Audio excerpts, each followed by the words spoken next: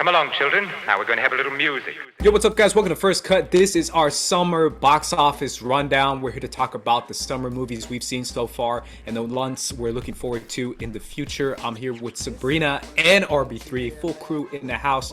We're here to break it all down. Sabrina, I want to start with you. How do you feel about summer movies so far? And then we'll get to the future.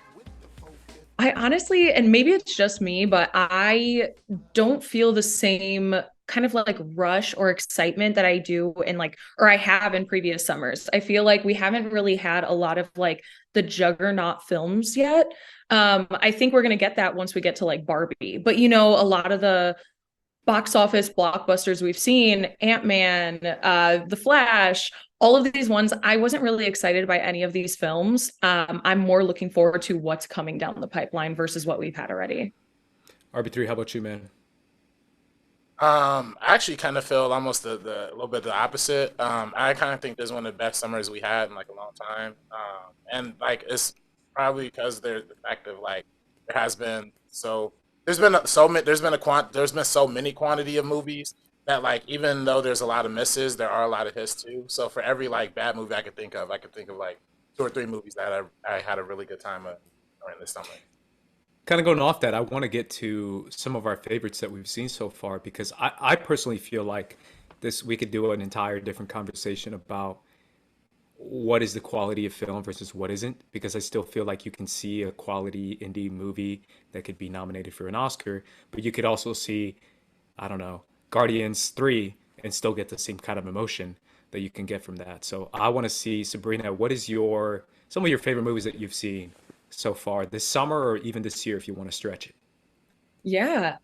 So far this summer, I think two have really stood out to me. I mean, no questions, Across the Spider-Verse. That one is just absolutely incredible. And when we are talking about the superhero films we've got so far this year, this one is so far above the caliber of the rest. It's kind of insane. But another shout out, No Hard Feelings with Jennifer Lawrence. I really, really enjoyed that one. I think it's the same people that did Good Boys. And that was another cute little like quirky comedy movie. Definitely very out there, super out of pocket. And there's a certain scene, because I don't know if either of you have seen it yet, but there's one scene where I'm like, I cannot believe Oscar winner Jennifer Lawrence did this and did this so damn well. Like it was shocking in the theater. Everybody was like erupting. But another one that hasn't come out yet, or maybe by the time this is up, it's out. But like Indiana Jones. Indiana Jones was cute. Other than that, not really that impressed. RB3, how about you, man? Any favorites? Yeah, man, I love Guardians 3 right off the top. Just to start off, May was probably one of the best Marvel films we've seen in a long, long time. And James Gunn just really hit it out the park with that film. Then, not to mention, like Sabrina mentioned, Across the Spider-Verse, everybody's obviously talked about how amazing that movie is. It's definitely going to win the Oscar for best animated film this year for sure. Um, that's to hold up. Let me go. Actually, let me go to my AMC app right now so I could like click on because I was trying to like redeem this little ticket thing and it's not like working for some reason. But like I think you know, also we just talked about Elementals and our reviews about to come out soon, but I really enjoyed that one as well. That one like was a pleasant surprise, especially I was like crapping on it for so long. We're also going to be talking about Past Lives as well. That's one of my favorite movies just of this year. I'm sure that's going to make the top of my list of the year. I don't know if this technically counts this summer, this is already mine 5, so I didn't even get to say like anything else. The other ones that I like, but so far, if this is my fifth one. I don't know if this counts this summer though. That one, Chevalier. There was like, Chevalier. yeah, Chevalier. Yeah. It was like the black violinist in the during the French Revolution. That was an amazing motion picture as well. I saw that in May. I think it came out in April, but I'm going to technically call that a summer movie too. So. Yeah, I think it came out like April or May or March. Because I remember because I think that area March April kind of had a vibe to it with Creed 3 and John Wick Chapter 4. I And thought Are You those There God? It's Me, Margaret. I haven't seen it, That's another one on my list. but it's just as I'm assuming it's just as violent as John Wick 4. Crazy. Yeah. It's got the same vibe. But still, I feel like those are big blockbuster movies, IMAX kind of movies. I think they're both IMAX movies that kind of go hard and that really nailed it when it comes to the balance between this is insane and ridiculous and a spectacle, but at the same time, it has a lot of emotion to it. At least Creed 3 does. I don't know about John Wick, but even John Wick is just like a really fun time. And it still has a lot of artistry to it. RB3 and I, we talked about it ad nauseum, obviously, in our review, because we do feel like there's a lot of artistry inside that movie and a lot of care, even though it's, guys getting their heads blown off. But still, those are probably two that I would put to the side because it doesn't count as summer. I would echo you, RB3, with the two superhero movies that we got when it comes to Guardians 3 and Across the Spider-Verse. I think Across the Spider-Verse, I remember the hype coming out being like a lot, and I'm kind of on that hype train to the point now that I'm riding it all the way to the moon. That I don't even think I think if you're Sony, you're thinking small. If you think best animated feature, I'm thinking best picture, bro.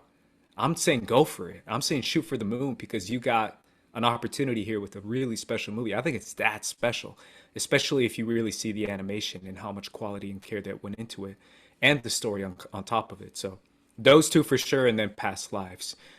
Let's talk about box office though, because it's been iffy, and I'll say iffy. I won't say bad. I know a lot of people would say bad, but I'll say like Guardians 3, Across the Spider Verse really held it together. I don't know if Super Mario counts. I don't think I'm gonna count it, but yeah. But when it comes to those two movies, I think they're holding the box office summer movies together, and everything else has just been kind of falling at their feet when it comes to Flash, when it comes to Transformers doing okay, when it comes to other films that have.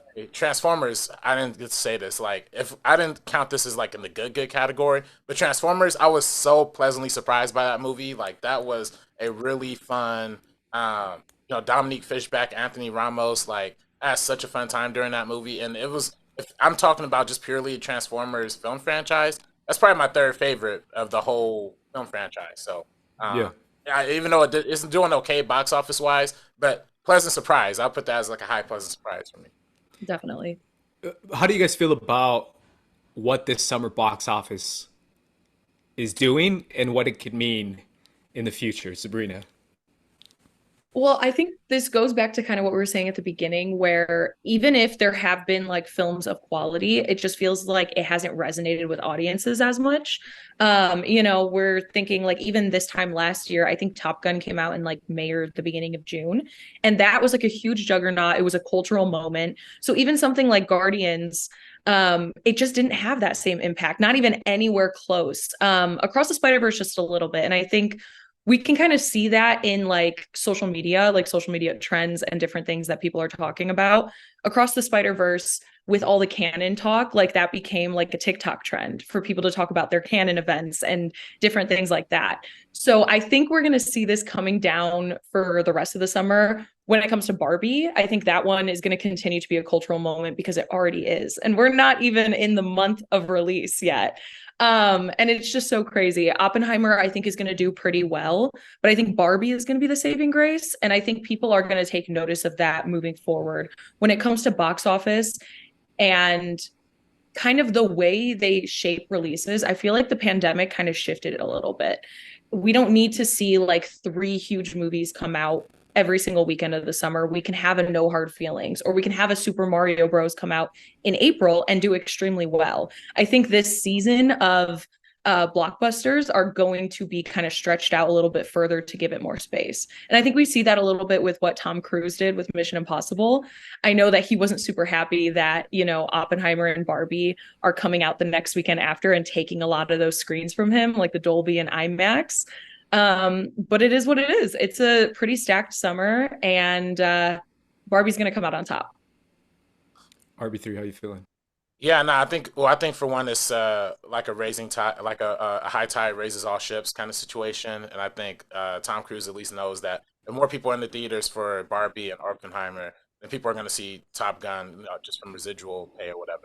Like, I don't know, for me, like looking at Oppenheimer tickets, like a week out, they're like all sold out. Like, for all the good IMAX, all the good 70 millimeter, like every screening for the first week is just like completely gone.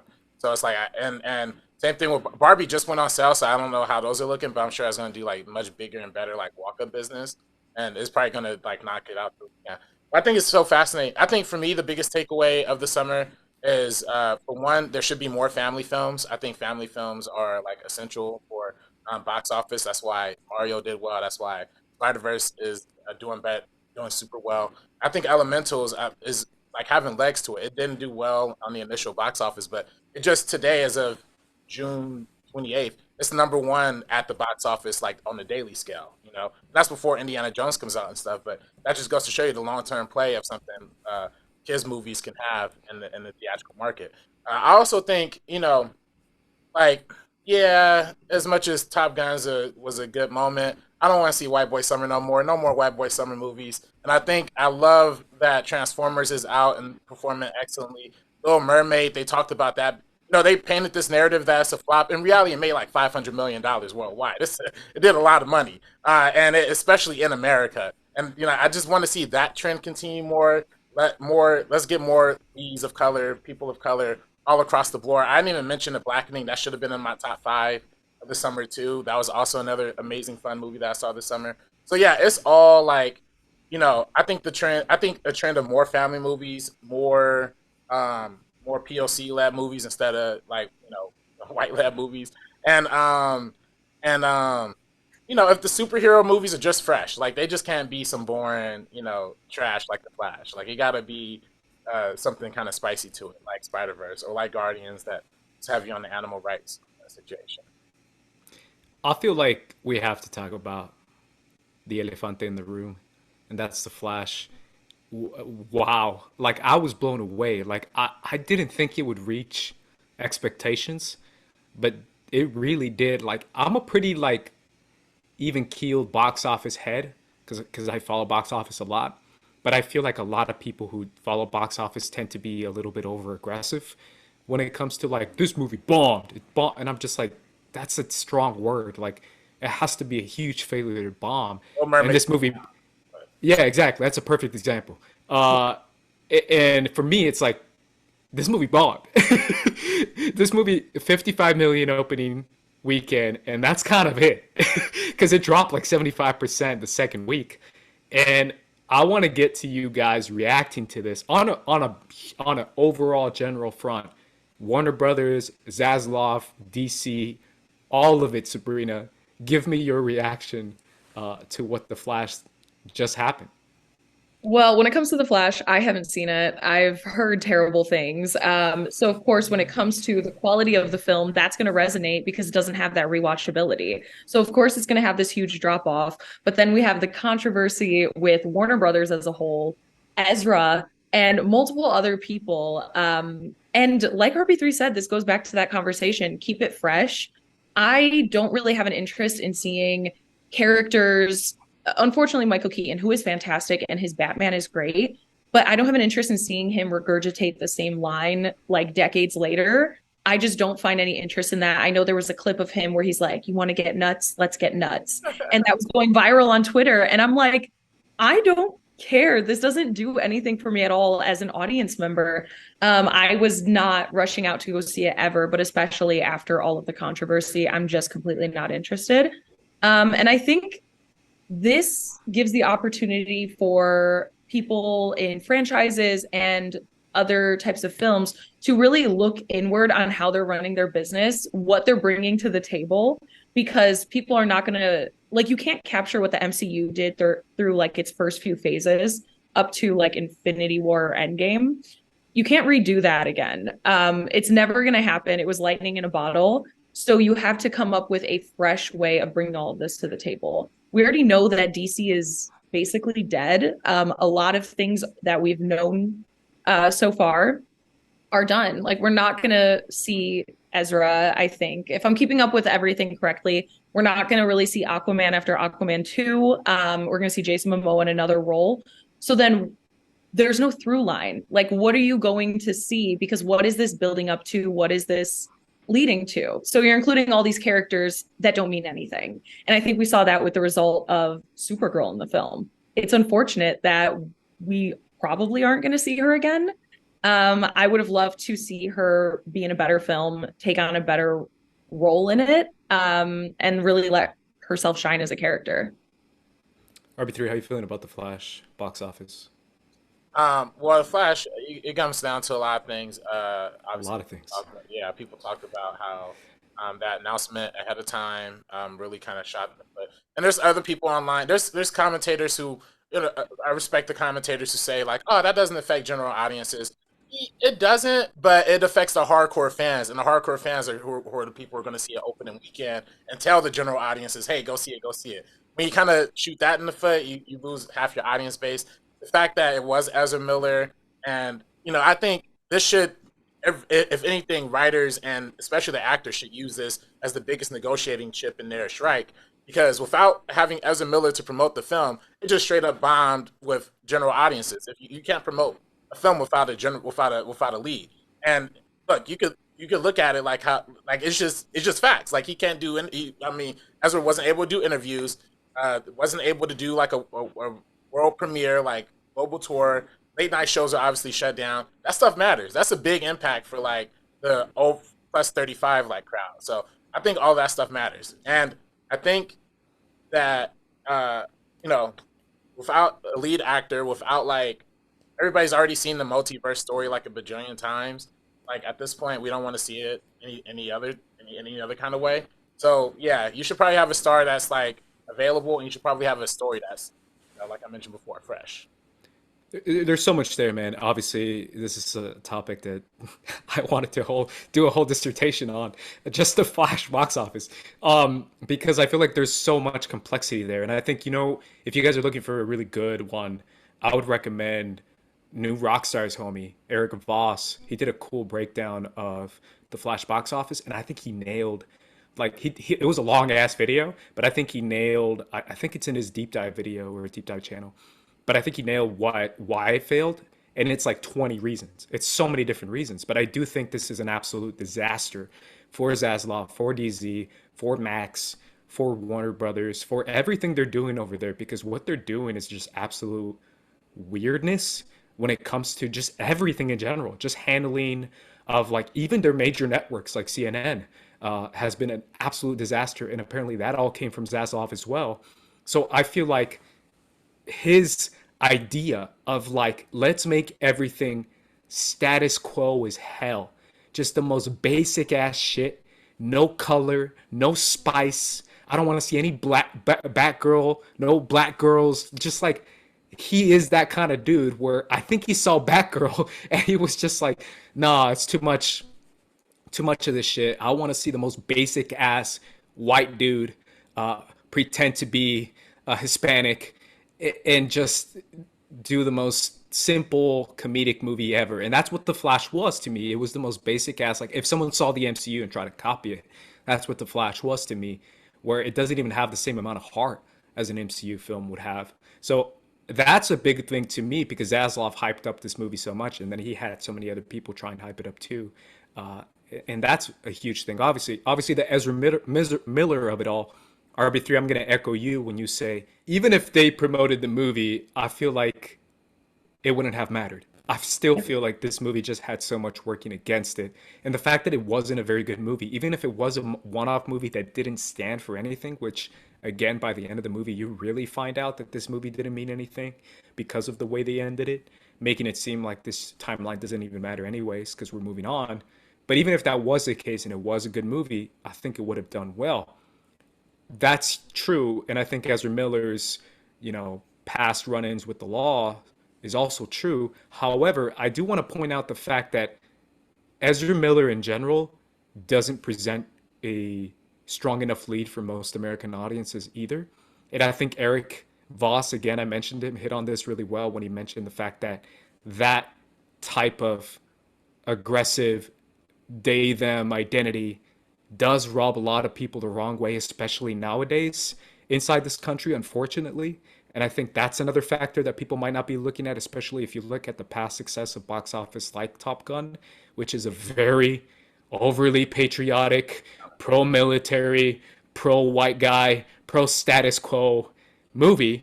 Yeah, that Trump hat going into that screening. Yes, that's what I'm saying. Like, It does matter. And I think a lot of people don't want to bring that up because they are in a lot of trouble and they've done a lot of wrong, but it's also kind of true.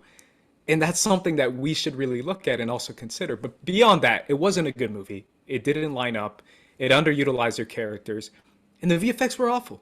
Like, how many people watch movies just because it has good VFX and it looks good? A lot of people. Like, a lot of people are just like, it was a pretty movie. Go watch it. And it's like, okay, cool. It's pretty. I mean, Way of Water, for crying out loud. Like, how many people saw that movie just because it looks really good? A lot of people just went to see it. So it's just an absolute disaster. Absolute disaster. Any final thoughts on that before we move on to or what we're looking forward to? RB3, Sabrina?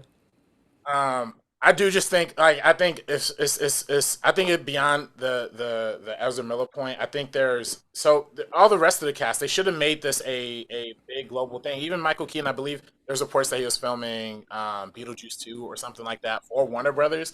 But like if you're the studio for Warner Brothers who's doing Beetlejuice 2, clear out the schedule for a week and just have Michael Keaton be the face. Like do something to push it the right way. And again, there's a strikes going on, all these things, but you got to promote the movie the right way. I also just think, and one other thing, one other quick thing, piracy. I've never seen piracy go much any harder for a film than I've seen it for The Flash. Like there was, literally the other day I was on Twitter. They had the whole 2-hour movie on there for free, and I ain't gonna lie, I watched it. I watched it again. I was a rewatch for me, and I saw it from the camera, and it was like on Twitter. So I'm just saying, like it's out there. It was out there for like 8 hours. Like it was out there for 8 hours on Elon Musk's Twitter. Y'all should figure out this piracy thing a little bit. You know. You know what? Oh Now my that you God. mentioned that, though, seriously, because I got out of the theater seeing Across the Spider-Verse, and I'm scrolling on TikTok right afterwards, and TikTok lives were showing the whole movie on loop, 24 hours a day. Like piracy is just on a whole nother level right now. I swear, man, this new generation, bro. Y'all need to You wouldn't stop. steal a car. We have to bring back those advertisements. Oh, man. Hate it. Let's move on to what we're looking forward to this summer. If we want to extend it, we can. But Sabrina, what are you looking forward to this summer? Number one, of course, is Barbie. I already got my ticket. When I went to go get it for myself and then whoever I could on my A list, AMC was like shut down. Like right when tickets went on sale, it was impossible. People were waiting in lines like it was a Taylor Swift concert. It was ridiculous. But I finally got it, so I'm super excited for that one. Of course, Oppenheimer. I'm not like the biggest Christopher Nolan fan, but this one definitely really intrigues me. But you're talking about White Boy Summer. Look at the lineup for Oppenheimer. Like Hey, that's another Yes. one. It's Christopher like, Nolan's dream. yeah. that's the one pass they don't get from me. You know what I mean? Oh, Chris Nolan, bro. You know he's gonna do that. You already know. But besides that one, also Joyride. Joyride seems like a really fun film that I'm super excited to see. I think that concept and idea of it looks really refreshing, and I think Lionsgate has had low key like a pretty good year so far, like we've mentioned with like John Wick and Joyride. Are You There, God? It's Me, Margaret. Black Man. Um, and The Blackening as well. So yeah, I'm excited to see everything that they got coming down the pipeline. And another honorable mention, it's already out, but Asteroid City. That's one that I forgot because I don't regard it as like a summer blockbuster film, Yeah. but I loved that one. You liked it? I loved it. Did you see it? Yeah, yeah. I was Damn. not a fan. I didn't like that one. I love Wes Anderson movies, but That's right. Yeah, you uh, guys love him. yeah, that was Yeah. for me. But RB3, how about you? What are you looking forward to? I'm looking for. I mean, there's a few. I'm most excited for, and I've talked about this a bajillion times. Mission Impossible. Mm. No, that's my favorite franchise. And seeing big Tom Cruise, see what he's gonna do in this one. Um, and hopefully, I don't know. We'll see. Already like we all saw. Roki already mentioned Barbie. I'm hyped for that. I don't have my tickets for that yet. Now I'm starting to get a little worried if it's gonna be sold out. Oh man. Only reason I got Yeah. only reason I got my Horfheimer tickets already is because my boy Dylan. Shout out to Dylan. He brought for a group of 8 opening day in the IMAX 70 millimeter in Hollywood. I'm hyped for that one. But lastly, you mentioned Joyride. I was gonna super hyped for that. Also, they cloned Tyrone on Netflix. That's right. Yeah, I was gonna mention that. That one with Jamie Foxx and John Boyega looks super. Tiana. Tiana Paris. By the way, that's Tiana Paris. Tiana Taylor was in that movie 1001. I don't know if y'all saw that movie that came out recently. I haven't seen it Absolutely, No. yet, but it's on my list. yeah, that was an absolutely amazing, brilliant performance. And last but not least, Haunted Mansion, just because I love Justin Simeon, the director, and Rosario Dawson, Lakeith Stanfield, Tiffany Haddish, Jamie Lee Curtis. So it's gonna be hype. Yeah, I'm curious about that one. I wasn't sold on the trailer, but maybe it'll win me back. I mean, I gotta echo everything you guys said. There's nothing left for me.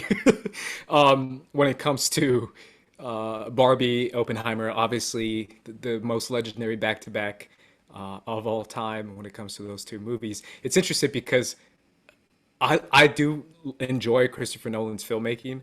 I do think a little bit of his stuff in retrospect is a little bit, I don't know, weird. But RB3, you're the one who really pointed that out to me way back in the day, back in like 2017. Um, Rewatching Dark Knight Rises, you're like, damn, what are you trying to say, bro? But either way, you'll have to watch that episode to find it, I guess. I don't think we I'm have it on about our to find it channel. after That's on, this. that's on our channel. Yeah, it's there. It's just very, if you really look at it, like RB3 said, it is kind of odd. And then you start to look at his past films and you're like, yo, wait a minute. Chris Nolan, what are you trying to say? At least this one is very simplistic. I don't think he's going to be like, yo, atomic bombs were awesome and, Nazis are cool. I don't think he's going to say that. So I think this one will be better than Dark Knight Rises. All right. But when it comes to between the two of them, man, Barbie's gonna be hyped though. Yeah. Barbie's gonna be hyped. I'm excited for Barbie, man. I really am. And I think that's gonna be a lot of fun. You already mentioned they cloned Tyrone. Another one I want to point out is an A24 horror film that I've been seeing a lot of attention get to it, and that's I think it's called Talk to Me, by YouTubers